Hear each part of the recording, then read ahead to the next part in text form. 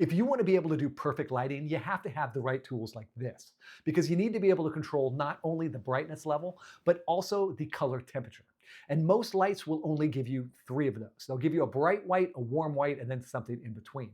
But this light has a dial that lets you dial in exactly the color temperature that you need. And that is really important if you're going to be up close to the camera doing things like makeup. And this light extends up to 79 inches, which is really tall and very important because you want your light to not be directly in front of you. If it is, it's going to reflect in your glasses or in your pupils, which is really distracting. You want it to be up higher, and this light allows you to do that.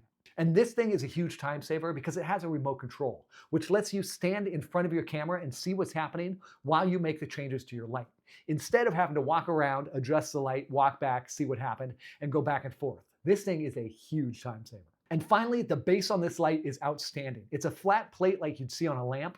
And if you're working in a smaller studio like me, it means that you're not constantly tripping over it like you do on the tripod style lights. And that's why this light has an almost perfect 4.9 star rating. Lighting is so important to get right. And if you'd like to get one of these or just learn more about them, I'll drop that orange link for you down below. Thank you so much for watching. I appreciate you.